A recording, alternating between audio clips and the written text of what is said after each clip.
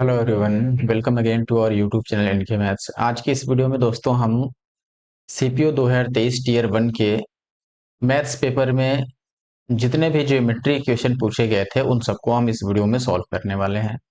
देखिए, maths paper का मतलब केवल एक दिन का नहीं, एग्जाम डेट्स आप देख सकते हैं 3 से 5 अक्टूबर तक टोटल 9 शिफ्टों में पेपर हुआ था।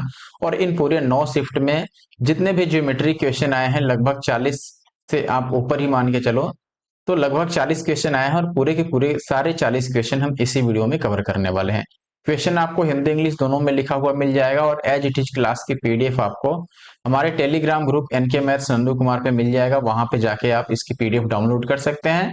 और जो टेलीग्राम की लिंक है ऑफिशियल टेलीग्राम की, वो हमारे डिस्क्रिप्शन बॉक्स में मिल जाएगी। इवन जो इंस्टाग्राम का लिंक है और व्हाट्सएप चैनल का लिंक है वो भी आपको हमारे डिस्क्रिप्शन बॉक्स में मिल जाएगा। वहां से जाके आप इंस्टाग्राम और व्हाट्सएप पर भी हमें फॉलो कर सकते हैं। साथ ही साथ अगर आप हमारे यूट्यूब चैनल इनके मैथ्स पे नए हैं तो ऐसे और वीडियो देखने के लिए आप हमारे यूट्यूब चैनल को जरूर से सब्सक्राइब कर लें।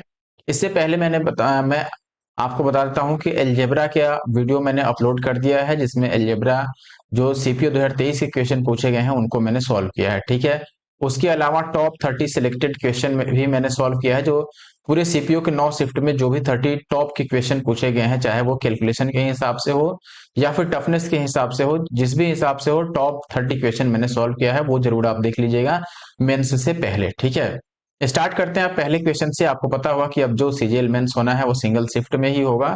ठीक है, तो उसके लिए आप बिल्कुल तैयार रहिए। पहले क्वेश्चन से मैं स्टार्ट करता हूं। आई होप कि वीडियो आपको अच्छा लगेगा। वीडियो अच्छा लगे तो वीडियो को लाइक और चैनल को सब्सक्राइब जरूर कर लें। ठीक है, चलिए पहले क्वेश्चन से स्टार्ट करते हैं। आप देखें भाई, पहले क्वेश्चन में आपको क्या बोला गया है।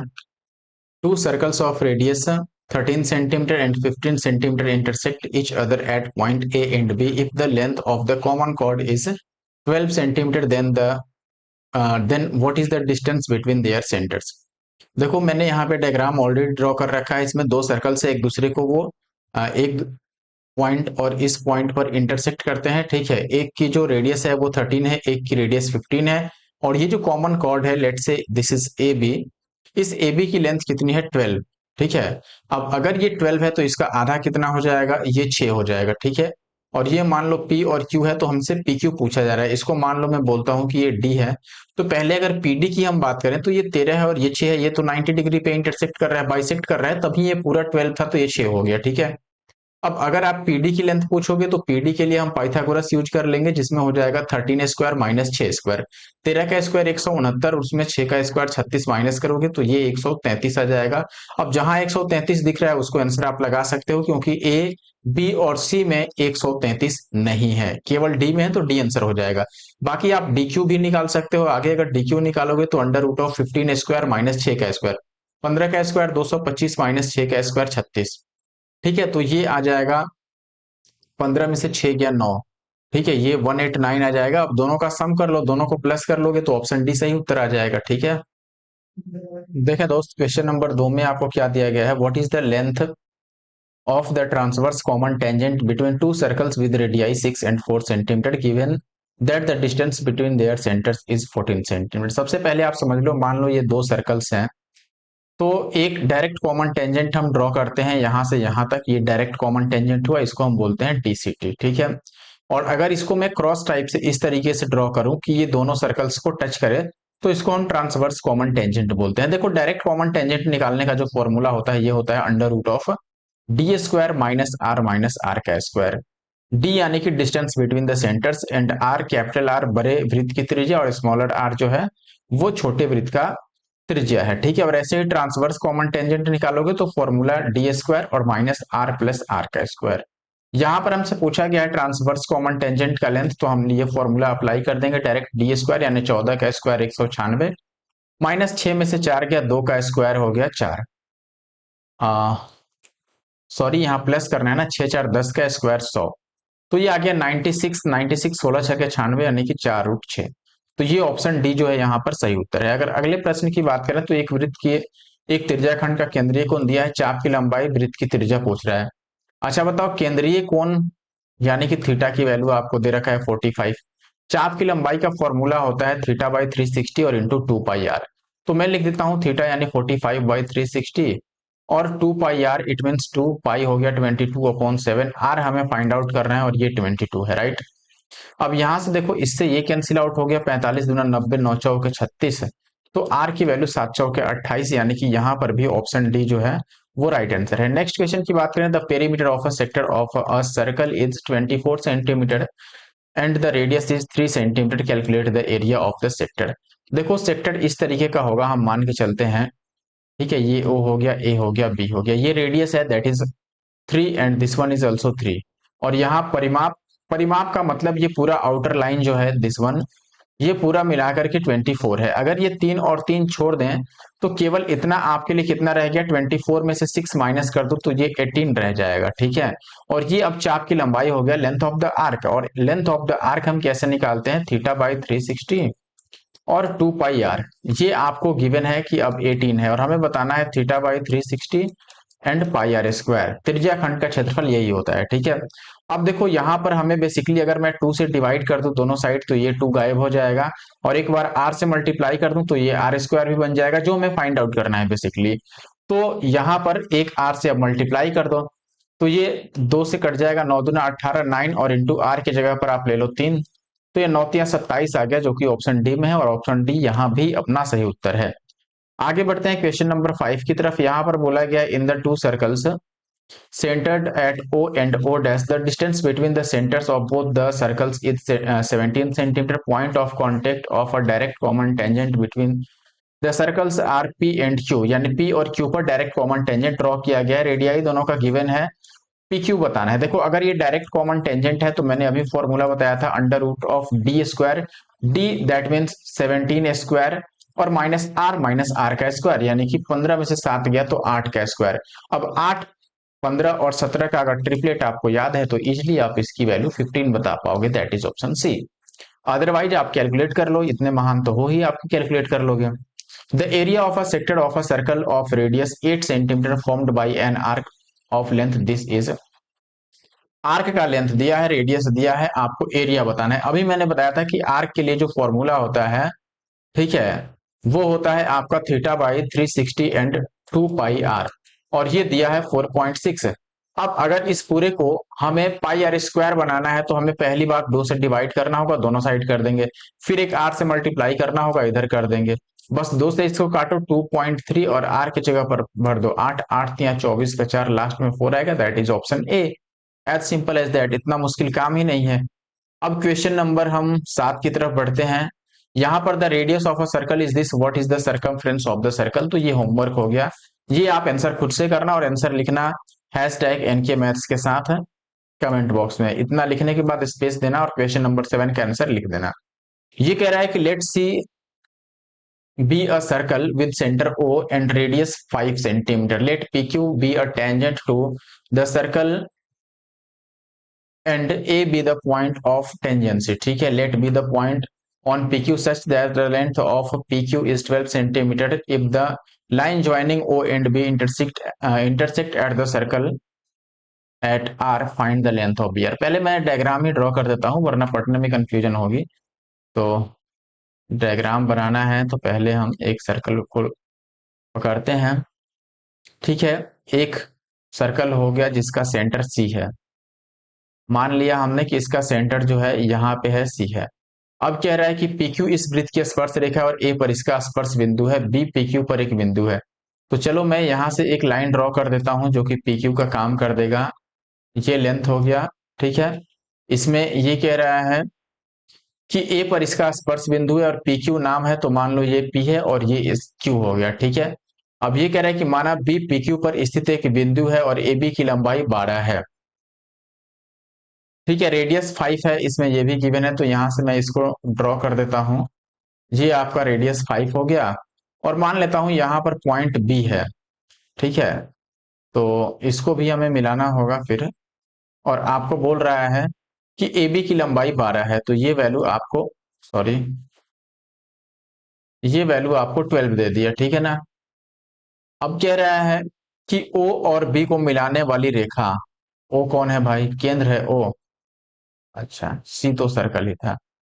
O और B को मिलाने वाली रेखा जो है वो वृत्त को R पर काटती है, यानी कि ये जो पॉइंट है ये आर है, तो आपसे कह रहा है कि बी आर की लंबाई कितनी हो सकती है। ये तो मुश्किल काम नहीं है। देखो हम यहाँ पर ये जानते हैं कि ये 90 डिग्री होगा। क्यों? क्योंकि टेंजेंट जो होता है, टेंजेंट पर रेडियस परपेंडिकुलर होता है, तो ये परपेंडिकुलर हो गया, ये 90 डिग्री हो गया, ये 5 हो गया, ये 12 हो गया। तो पूरा ए बी कितना होगा? 13। पाइथागोरस से 5 12 13 का ट्रिपलेट है। क्यों? अब देखो ये पूरा 13 हो गया। अब देखो ओ, अब ये ओ से आर तक तो हम बता ही सकते हैं, क्योंकि ये रेडियस है, तो ओ से आर तक 5 ही हुआ। और अगर ये पूरा 13 है, इसमें से ये 5 है, तो बी आर केवल 8 हुआ, तभी तो ये पूरा 13 होगा ना, तो 8 होगा यहाँ पर। ऑप्शन बी एट्थ का। अगर मैं नाइन्थ की बात करूं तो ये कह रहा है ई एफ जी एच किसी वृत्त की परिधि पर स्थित 4 बिंदु है, ये कौन दिया है ये बताना है। ठीक है, अभी बता देते हैं। देखें दोस्त, मैंने डायग्राम ड्रॉ कर दिया है। अब इसमें ये हो गया, लेट से E F G and H, right. अब इसमें आपको एंगल दिया है F G H, F G and H, this one is given 57। और हमसे ये पूछा गया है। अब आपको पता है कि अगर इसके चारों जो वर्टिसेस हैं, ये अगर सर्कल पे हैं, तो ये एक साइक्लिक क्वाड्रिलेटरल हो गया, चक्रीय चतुर्भुज। और ऐसे में इनके जो आमने सामने के एंगल्स हैं, उनका सम 180 डिग्री होता है। तो अगर ये 57 है, तो ये 123 होगा। 180 में से माइनस कर लेना है बस। आगे बढ़ते हैं। क्वेश्चन नंबर 10 की अगर मैं बात करूं तो ये कह रहा है, ये लगता है, एक मिनट रुकिए। ओके, अब सही है। ये कह रहा है केंद्र बिंदु ओ वाले एक वृत्त में पी क्यू पी पर खींची गई एक स्पर्श रेखा है। ठीक है, तो मैं एक सर्कल पहले ड्रॉ कर देता हूं। मान लो मैंने ड्रॉ कर दिया। अब इसमें कह रहा है पी क्यू पी पर खींची गई स्पर्श रेखा, इसके अलावा ए भी उस वृत्त की जीवा है, और पी इसे क्यू तक, ठीक है, विस्तारित किया गया है। देखो पहले पी क्यू मान लो, इस तरीके से मैंने बना दिया यहाँ पर। ये हो गया अपना, ये P हो गया, ठीक है, और ये हो गया Q। अब ये कह रहा है यहां पर, देखना जरा, ए बी वृत्त की जीवा है और इसे Q तक विस्तारित किया गया है। ठीक है, तो ए बी मान लो ये वृत्त की जीवा हो गई और Q तक बढ़ा दिया गया है। ठीक है ना, ये A है और ये B है। अब क्या कह रहा है इसमें, यदि पी क्यू 12 है, P से Q तक 12 है, ठीक है, क्यू बी 8 है, इसमें Q से B तक 8 है, और ऐसे ही आपको ए बी की लंबाई अब बतानी है ए से बी तक, इसको मैं एक्स मान लेता हूं। ऐसे कंडीशन में आपने एक फॉर्मूला पढ़ा होगा, पी क्यू का स्क्वायर जो होता है वो बराबर होता है क्यू बी और इंटू क्यू ए के।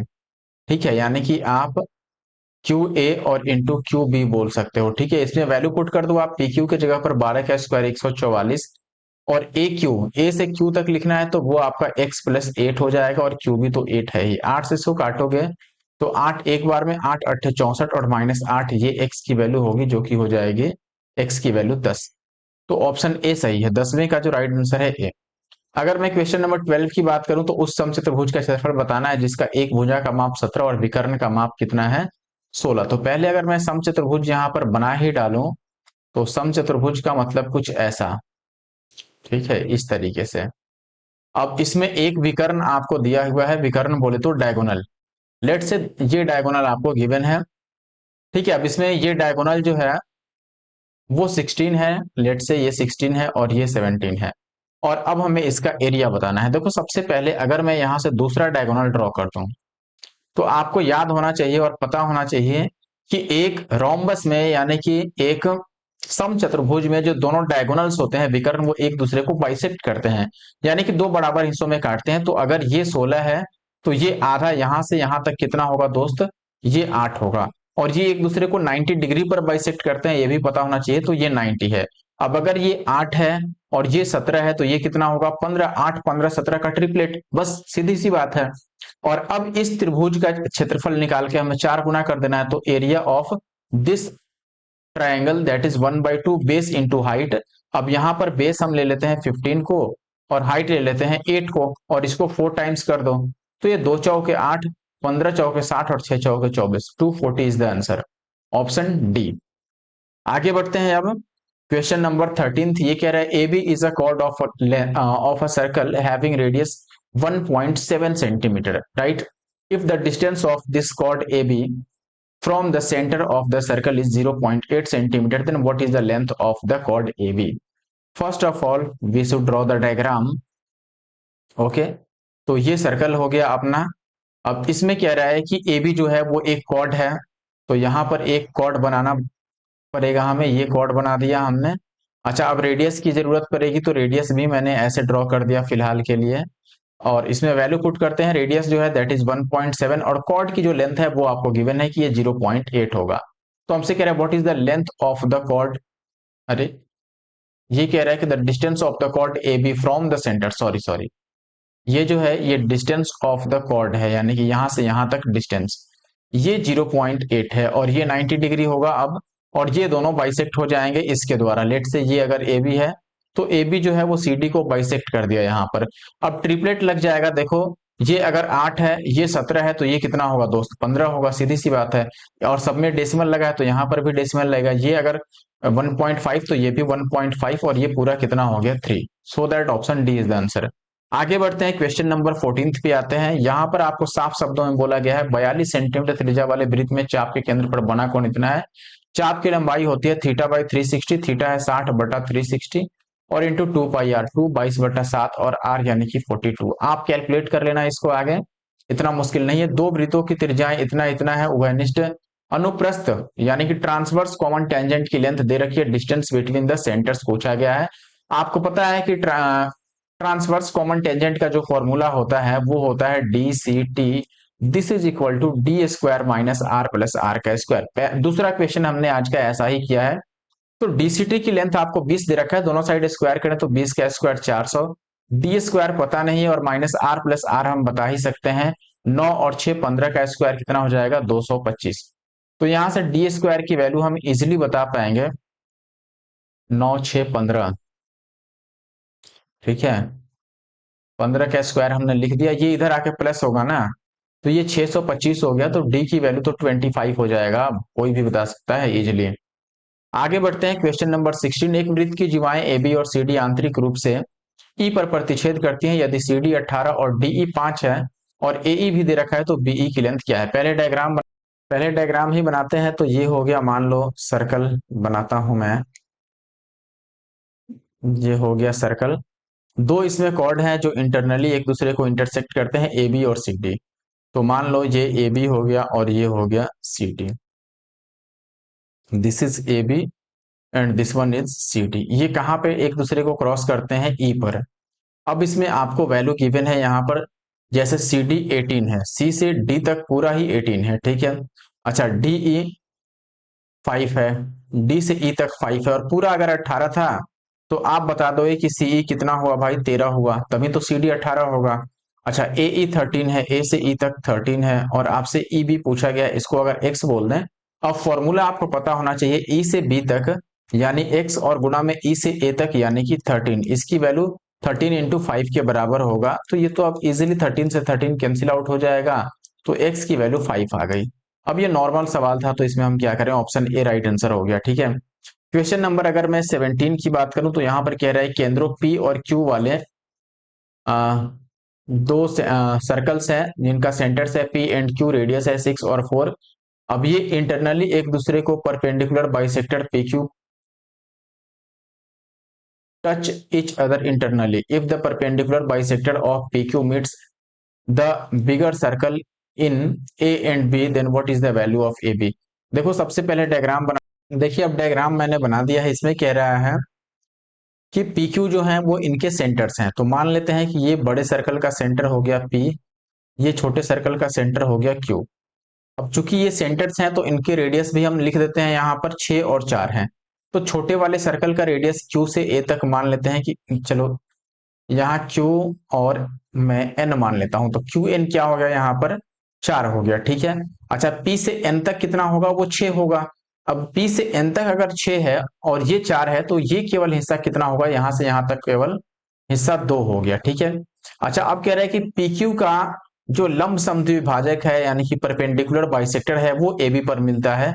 तो इसका परपेंडिकुलर बाइसेक्टर अगर मैं ड्रॉ कर दूं कुछ इस तरीके से बनेगा, ये ए और बी पे टच करता है, तो लेट से ये पॉइंट ए हो गया और ये पॉइंट बी हो गया। अब ये आधा हो गया और ये भी आधा हो गया क्योंकि ये बाइसेक्टेड है, और ये 90 डिग्री हुआ क्योंकि ये परपेंडिकुलर भी है। अब कह रहा है कि ए बी की लेंथ बता दो। तो अगर मैं यहां से रेडियस ड्रॉ कर देता हूं, आपको पता है कि पी से ए तक तो रेडियस ही होगा। अब पी अगर रेडियस है तो इसकी वैल्यू तो 6 हो गई।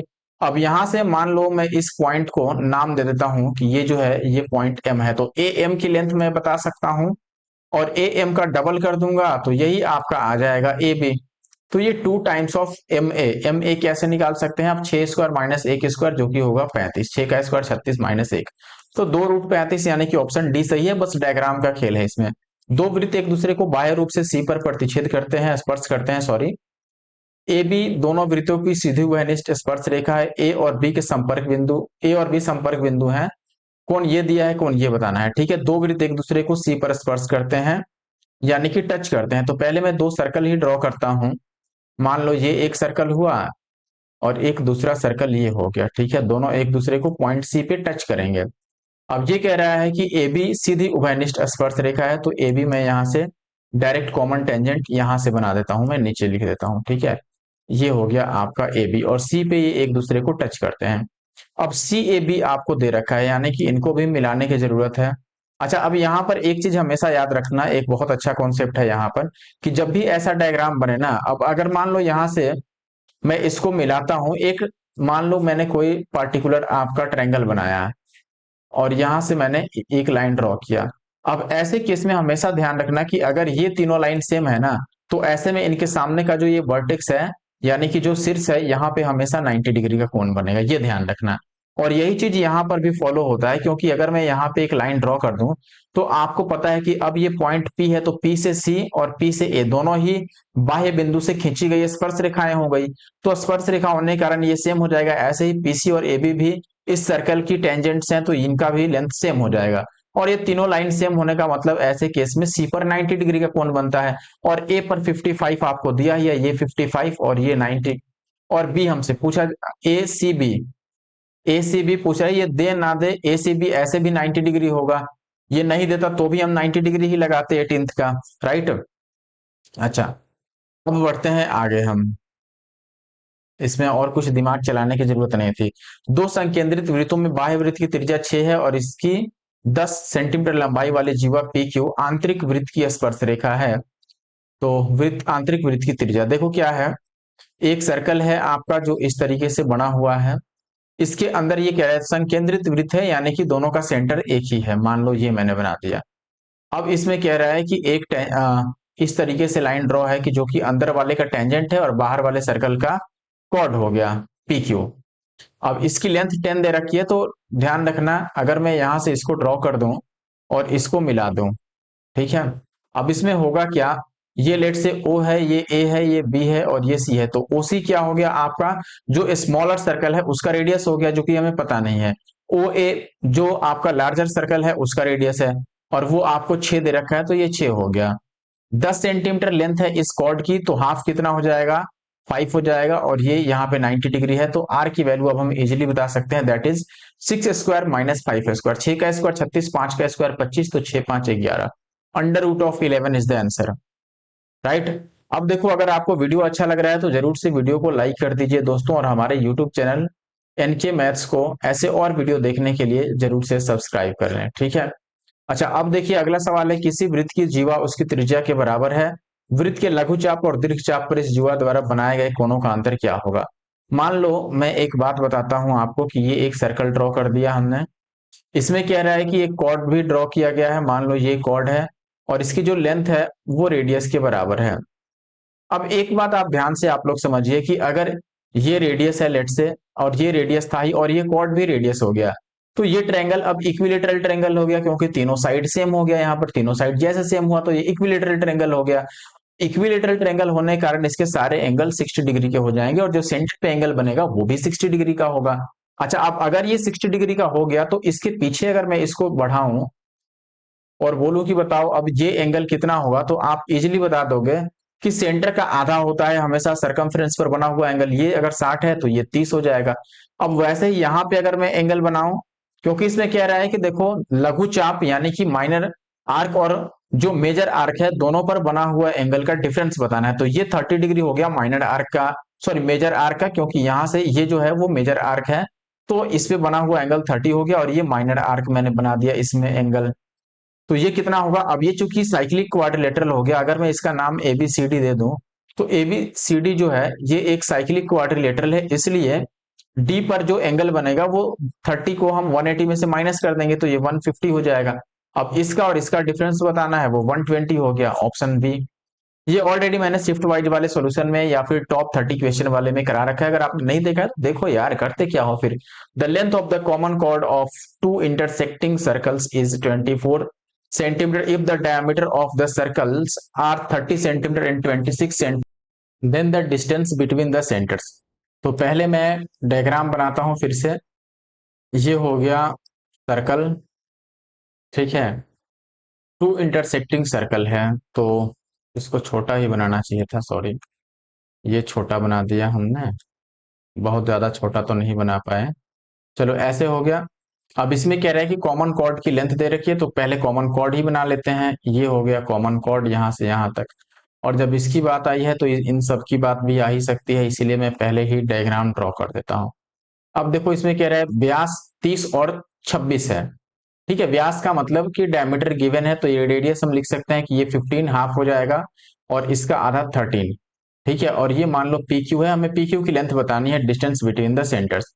अच्छा देखो, ये जीवा की लंबाई 24 है, पूरी अगर 24 है तो ये मान लो अगर डी है तो ये तो हाफ होगा। क्यों? क्योंकि ये परपेंडिकुलर बाइसेक्टर होता है ये लाइन, ठीक है। तो ये पूरी लाइन 24 है तो ये 8 होगा। अब 8 15 17, तो ये 17 हो गया।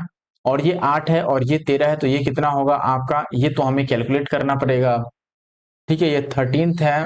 अच्छा 8 मैंने गलत लिख दिया यार, 24 का आधा 12 होता है ना, सॉरी, ये 12 हो गया। तो ये 5 12 13 वाला ट्रिपलेट याद है, तो ये 5 हो जाएगा, ये हम फिर से निकाल देते हैं।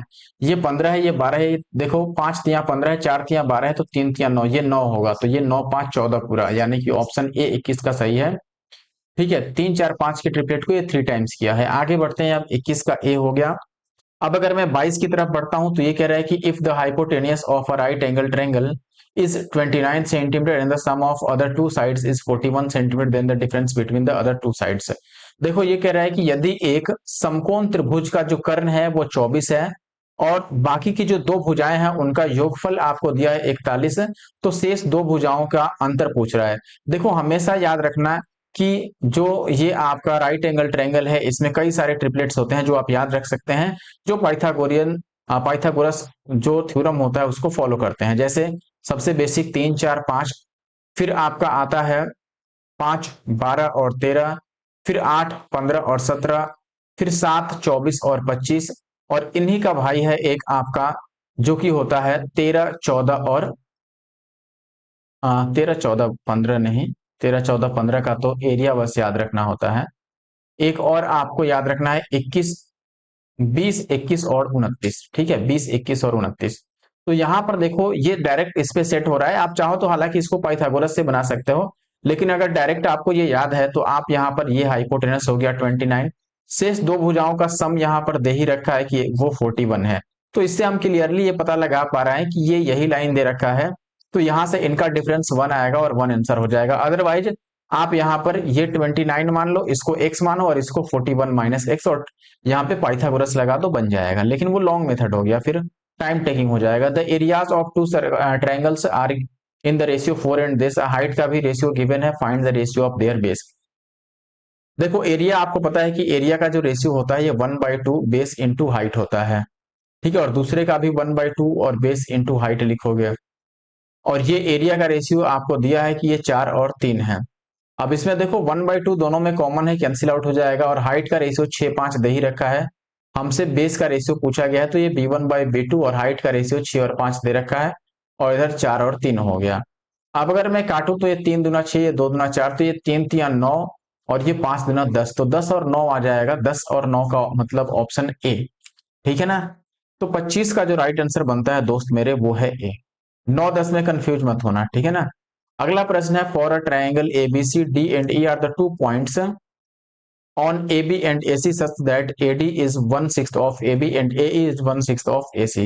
तो पहले मैं डायग्राम बनाता हूं, यहां पर मान लो ये मैंने एक ट्रायंगल ड्रॉ कर दिया जिसका प्यारा सा नाम मैंने दे दिया जो कि कॉमन नेम है एबीसी।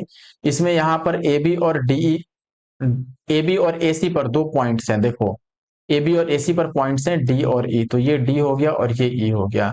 अब ये बन गया DE अपना। अब यहां पर देखो AD जो है वो 1/6 है AB का, AD AB का 1/6 है, यानी कि ये पूरा 6 है तो ये 1 है, यही कहने का मतलब है।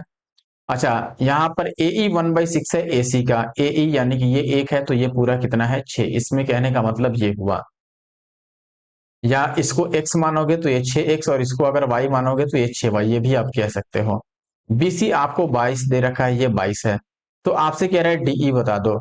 अब देखो ये पूरा 6 है तो ये 1 है, इसका मतलब 22 अगर 6 को रिप्रेजेंट कर रहा है तो हमें 1 की वैल्यू बतानी है। बात वही है, क्योंकि यहाँ पर देखो ये 1:6 का रेशियो है, ये भी 1:6 का रेशियो है, और ये जो आपका एंगल ए है वो कॉमन ही है। तो ऐसे में ये दोनों ट्रायंगल जो है, ट्रायंगल ए डी ई, ये सिमिलर हो गया ट्रायंगल ए बी सी के। तो भुजाएं समानुपाती होंगी। देखो इसमें छोटे ट्रायंगल का भुजा जब 1 था तो ये 6 बन गया, यानी कि छोटे में अगर साइड 1 है तो बड़े में कितना है 6। अब देखो बड़े में साइड 1 है 22, तो 6 की वैल्यू अगर 22 है तो 1 की वैल्यू कितनी आ जाएगी 11/3। तो ये 3 से अगर आप काटते हो तो 3 तिया 9 और 3 छक्के 18, 3.6 आएगा, जो कि ऑप्शन ए में है। तो 26 का जो सही उत्तर है दोस्तों वो ए हुआ। अगर मैं बात करूं क्वेश्चन नंबर 29, तो पी क्यू आर और एबीसी में ये पी और ए बराबर है, ए सी और पी आर बराबर है, तो इनके सर्वांग होने के लिए निम्नलिखित में से कौन सी स्थिति सत्य है। मान लो ये आपका एबीसी है और ये है आपका पी क्यू आर। अब इसमें क्या दे रखा है कि ए और पी सेम है, ए और ये पी है, यानी कि ये मान लो थीटा है तो ये भी थीटा है, ए सी और पी आर भी सेम है, ये लाइन और ये लाइन भी सेम है। तो आपको अब पता होना चाहिए दोस्तों, ये कॉन्ग्रुएंट तभी होगा, देखो जो एंगल सेम होता है उनकी एडजेसेंट साइड सेम होने चाहिए। यानी कि ये अगर थीटा है, ये थीटा है और ये साइड सेम है, तो इसके बगल का साइड सेम होना चाहिए। यानी कि अब ए बी और पीसी सेम होना चाहिए, ऐसा नहीं कि ये दोनों सेम हो जाए और आप सर्वांग सम बोल दो। तो ए बी और पीसी सेम होना चाहिए अगर आपको दिया हुआ है तो। ए बी और पी क्यू, सॉरी ये पी क्यू है, तो ए बी और पी क्यू ऑप्शन ए में है। तो 29 का ए बी और पी क्यू तो सेम है ही, लेकिन एस एस एस नहीं होगा, ये गलत हो गया। हमें देखो दो साइड सेम और एक एंगल सेम दिया गया है, तो एस और ये एंगल है तो ए और S, S A S A होगा। या फिर इसको आप ए एस एस लिख दो, एक बार एंगल और दो बार साइड सेम हो रहा है, और एक बार एंगल और दो बार साइड सेम कहां पर दिया गया है, दूसरे में Q और B को सेम दिया गया, ये तो गलत है। Q और B से हमें अभी लेना देना ही नहीं है, ठीक है ना। अच्छा, अब दिया है आपको C में दिया है BC और QR सेम होगा। मान लो BC और QR सेम हो जाए,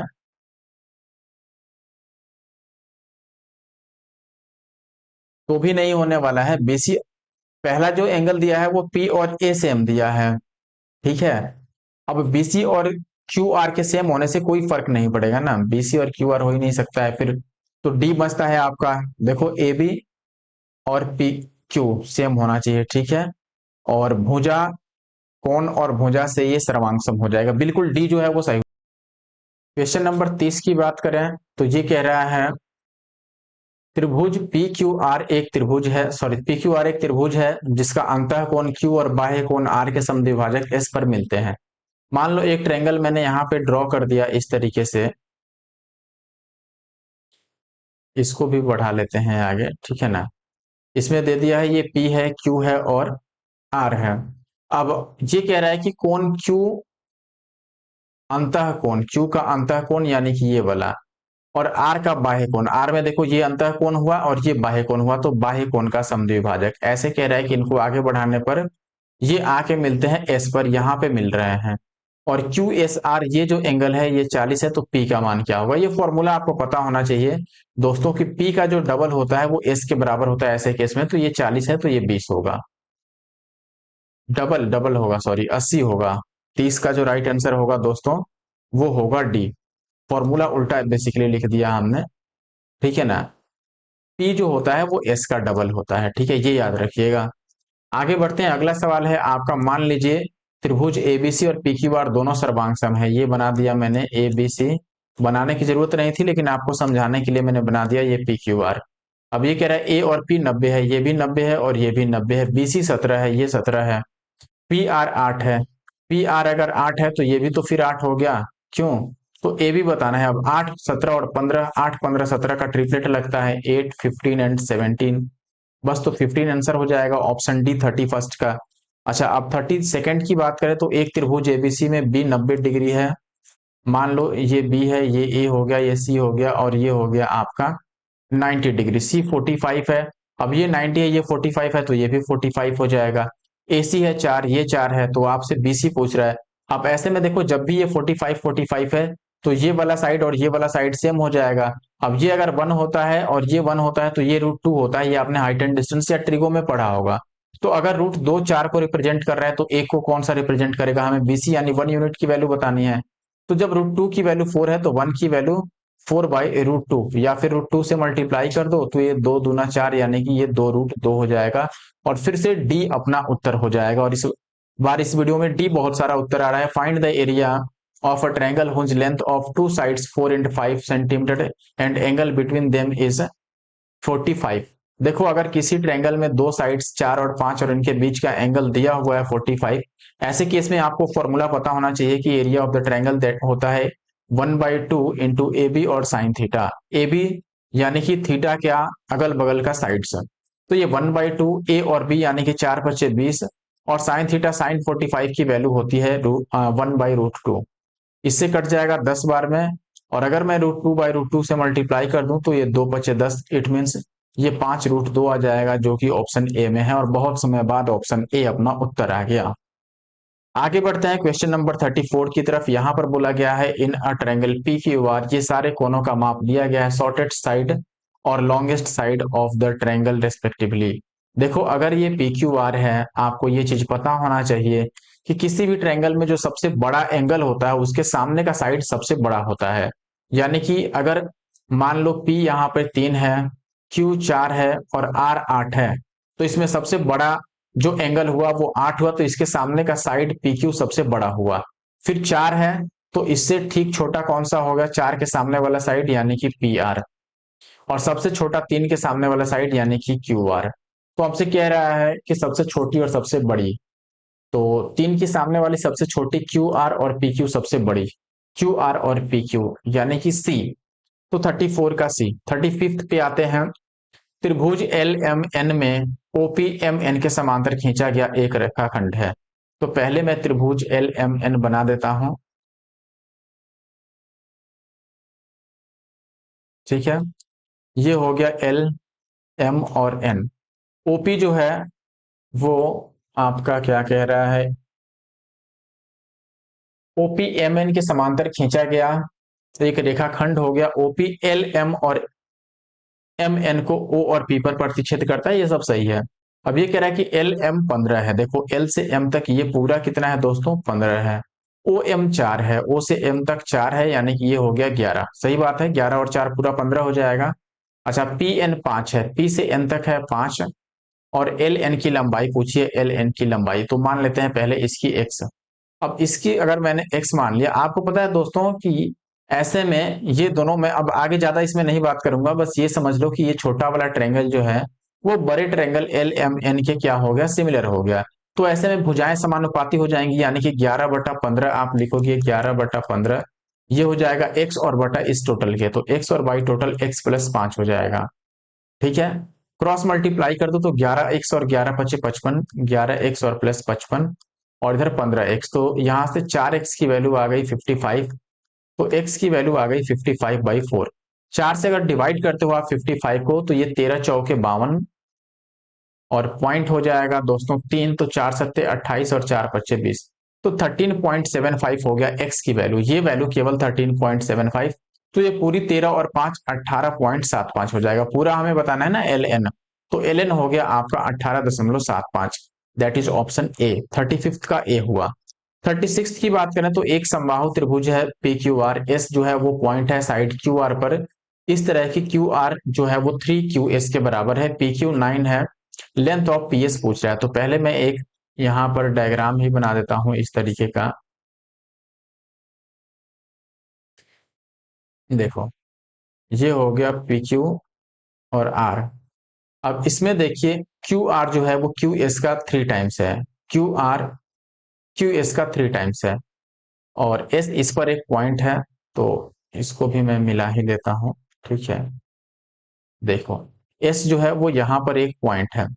अब ये कह रहा है कि क्यू एस अगर 1 होगा तो पूरा क्यू आर कितना होगा दोस्तों, पूरा क्यू आर हो जाएगा 3। यही बात है ना, 3 टाइम्स है उसका तो 3 टाइम्स हो गया। अब कह रहा है कि पी क्यू जो है वो 9 है, पी से क्यू तक अपना 9 है, तो हमसे पी एस की लेंथ पूछ रहा है कि पी एस की लेंथ बता दो। ठीक है, मुश्किल नहीं है, निकाल लेंगे। अब देखिए यहाँ पर चूंकि ये इक्विलेटरल ट्रायंगल है, यानी कि इसके सारे साइड सेम होंगे, तो ये क्यू आर भी 9 के बराबर होगा। क्यू आर यहाँ पर 3 के बराबर है, तो 3 यूनिट अगर 9 के बराबर है तो 1 यूनिट 3 तिया 9 के बराबर होगा। इसका मतलब जो ये 1 है ये 3 हो गया। अब ये पूरा 3 है, ये पूरा 9 है, और क्यू एस हमें बताना है। अब चूंकि ये इक्विलेटरल ट्रायंगल है तो ये एंगल 60 डिग्री हो गया, और यहाँ पे अब मैं कोसाइन रूल लगाने वाला हूँ। तो अगर मैं बोलूं कि cos 60 की वैल्यू कितनी होगी, तो इसके बगल की भुजाओं के स्क्वायर का सम, यानी 9 9 81 और 3 तिया 9, 81 और 9 हो गया। पहले मैं फॉर्मूला लिख देता हूं एक बार, फॉर्मूला यहां पर लिख देता हूं। cos थीटा की वैल्यू होती है A square plus B square minus C square upon 2ab, जहां ए और बी थीटा की अगल बगल की भुजाएं होती है और सी उसका अपोजिट। ठीक है ना। तो यहाँ पर cos 60 की अब वैल्यू मैं डायरेक्ट भी पुट कर सकता हूँ। ठीक है, cos 60 की वैल्यू हो गई 1/2। राइट साइड में देखो 9 का स्क्वायर 81 और 3 का स्क्वायर 9 90 और माइनस एक्स स्क्वायर, इसको मैंने x बोल दिया। ठीक है, और अपॉन हो गया 2ab, तो 9 तिया 27 दूना 54। तो इससे इसको काटोगे, ये 54 है तो 27 दूना 54, और एक्स स्क्वायर की वैल्यू 63, तो x की value under root of 63। So option D जो है वो राइट आंसर है। आगे बढ़ता हूं क्वेश्चन नंबर 37 की तरफ। त्रिभुज एबीसी में जो भुजाएं हैं वो दे रखे हैं। एंगल बाइसेक्टर जो लार्जेस्ट एंगल का है वो डिवाइड करता है अपोजिट साइड को दो अलग अलग सेगमेंट में। आपको लेंथ बताना है शॉर्टर सेगमेंट का। सबसे पहले मान लो ये मैंने ट्रायंगल बना दिया यहाँ पर। ठीक है, अब एंगल बाइसेक्टर भी यहाँ पर बना दिया। मान के चलते हैं कि ये एंगल बाइसेक्टर है। ठीक है ना, ये ए हो गया, बी हो गया और सी हो गया, और ये मान लो डी हो गया। अब इसमें 8 9 और 12, तो मान लेते हैं ये 8 है, ये 9 है, ये पूरी लेंथ हो गई आपकी 12। क्यों? क्योंकि सबसे बड़े साइड पर ही ये खींचा गया है। अब यहाँ पर छोटे खंड यानी बीडी की लेंथ हमें बतानी है। अब इसमें एंगल बाइसेक्टर थ्योरम में आपने पढ़ा होगा कि अगर ये 8 है और ये 9 है, तो एंगल बाइसेक्टर सामने वाले साइड को 8 और 9 के ही रेशियो में डिवाइड करती है। तो 8 और 9 पूरा बनता है 17, और इसकी वैल्यू अगर 12 है, तो 1 यूनिट की वैल्यू हो गया 12/17। और हमसे छोटा वाला यानी 8 यूनिट का वैल्यू पूछा गया है, तो ये 12/17 गुना में 8 होगा। तो 12 अट्ठे 96/17 हो गया, तो ये हो गया 17 पिछे 85 और 11/17। तो 5 11/17 जो है ये फिर से डी में आंसर है, और डी बहुत ज्यादा आंसर हो गया दोस्तों। 37 का डी, 36 का भी डी ही था।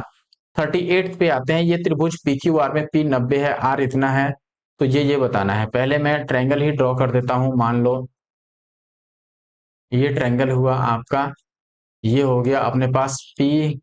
पी पे तो 90 डिग्री ही है, तो हम यहाँ पी बना देते हैं क्यू, और आर, आर जो है ये 47 है।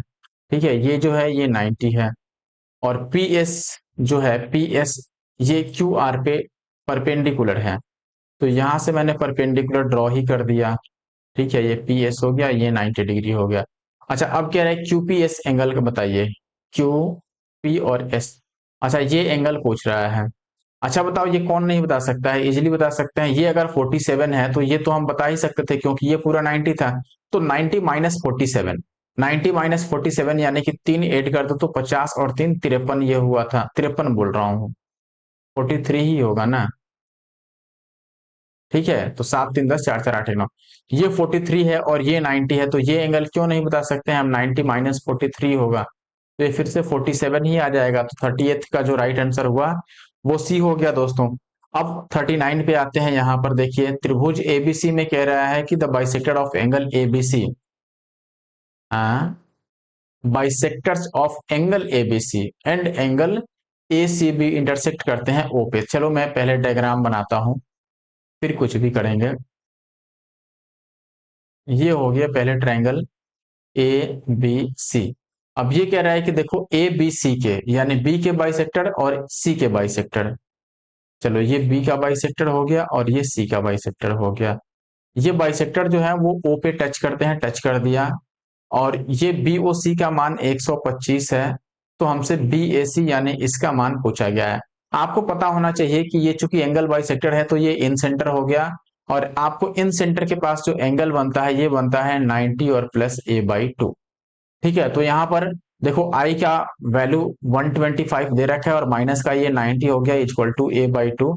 इसमें से 90 माइनस करोगे तो 35 दुना a की वैल्यू हो गई 70, यही बात है ना।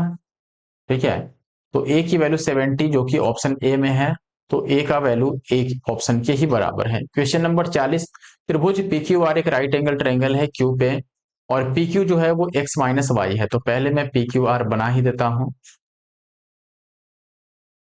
ठीक है, Q है ये P है और ये R है, ठीक है ना। अब देखिए इसमें क्या कह रहा था, PQ जो है वो x माइनस वाई हो गया। ठीक है, अच्छा PR x प्लस वाई हो गया। ठीक है, QR x हो गया, ये भी ठीक है। अब ये कह रहा है कि एस क्यू आर पर एक इस प्रकार स्थित है कि बिंदु क्यू एस और पी क्यू बराबर है। एस क्यू आर पर स्थित है, पहले इसको मैं साफ सुथरा शब्द में लिखता हूं। ये अपने पास एक्स है और क्यू आर पर एक पॉइंट है जिसका नाम है दोस्तों एस। तो यहां से पहले मैं इसको भी मिला देता हूं, ये हो गया एस। ठीक है, अब क्या कह रहा है कि क्यू एस और पी आर बराबर है। क्यू एस और पी आर कैसे बराबर हो सकता है यार। क्यू एस और पी क्यू बराबर है, सॉरी पी क्यू और क्यू एस बराबर है। ये एक्स माइनस वाई है। तो अगर मैं बोलूं दोस्तों कि ये भी एक्स माइनस वाई है, तो फिर इसको वाई होना पड़ेगा, तभी तो इनको प्लस करेंगे तो वाई वाई कैंसिल आउट होगा और ये केवल एक्स बचेगा यहां से यहां तक। ठीक है, अच्छा अब ये बात हो गया अपना। एक्स किसकी लेंथ है, एक्स पूरे की लेंथ है ना, यहां से यहां तक एक्स है। ठीक है ना, इनको प्लस करेंगे तो ये पूरी लेंथ एक्स आ जाएगी।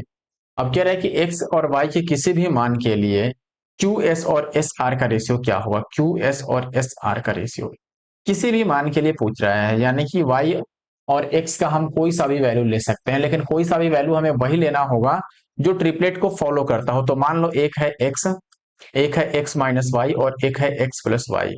अब हम चेक करते हैं क्या ये 3 4 5 पे सेट हो पाएगा। मान लो अगर मैं इसको 3 बोलता हूं तो x माइनस वाई हमें 4 लेना पड़ेगा, x प्लस वाई 5 लेना पड़ेगा। अब x को अगर मैं 3 ले रहा हूं तो इसमें से कुछ माइनस करके 4 बन ही नहीं सकता है, पहली बात तो ये नहीं हो सकता फिर तो। अच्छा 5 12 13 हो सकता है क्या, ये 5 है तो 12 में से 5, 5 में से 12 माइनस कैसे करेंगे भाई। x माइनस वाई को पहले लेना चाहिए था ना, हम पहले वाले पर भी सेट करके चेक कर सकते थे। जैसे मान लो x माइनस वाई, इसी को 3 ले लेते हैं, इसको 4 और इसको 5। तो अब ये अगर 4 है, अब मैं y को अगर 1 लेता हूं तो देखो 4 में से 1 गया 3 और 4 और 1 5 सेट हो जा रहा है। यानी x को मैं 4 ले लेता हूं और y को मैं 1 ले लेता हूं, तो देखो 4 में से 1 गया तो ये 3 4 और 1 5 और ये 4, तो 3 4 5 पे ट्रिपलेट सेट हो गया। बस इसी में मैं वैल्यू रख देता हूं। अब देखो, अब हमसे पूछ रहा है कि क्यू एस और एस आर का रेशियो। क्यू से एस तक तो 3 के बराबर ही है, ये 3 है तो ये भी 3 हो गया, और पूरा ये 4 ही है तो 3/4 आ जाएगा। नहीं एस आर बताना है ना, एस आर। तो ये 3 है ये 4 है तो ये 1 हुआ, फिर तो 3 और 1 का रेशियो आ जाएगा, तो ऑप्शन बी होगा फिर क्यू एस से। तो 40 का जो सही उत्तर है दोस्तों वो है बी। अब आखिरी क्वेश्चन पर आ जाते हैं, आज का आखिरी क्वेश्चन। ट्रेंगल पीक्यूआर जो है वो इक्विलेटरल ट्रेंगल है इंस्क्राइब्ड इन अ सर्कल। तो पहले मैं एक सर्कल बनाता हूं बहुत प्यारा सा, ये हो गया अपना सर्कल, और इसके अंदर एक बनाना है आपको इक्विलेटरल ट्रेंगल, जो कि इस टाइप से बना दिया मैंने। ठीक है, और बड़ा बनाना चाहिए था ना,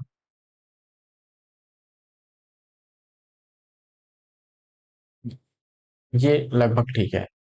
अब इसमें देखो ये कह रहा है कि एस जो है वो कोई पॉइंट है कहां पर, आर्क क्यू आर पे। ठीक है, तो ये पी क्यू और आर और इस पर कोई पॉइंट एस हो गया। अब ये कह रहा है measure of half of P S Q, P S और क्यू का आधा।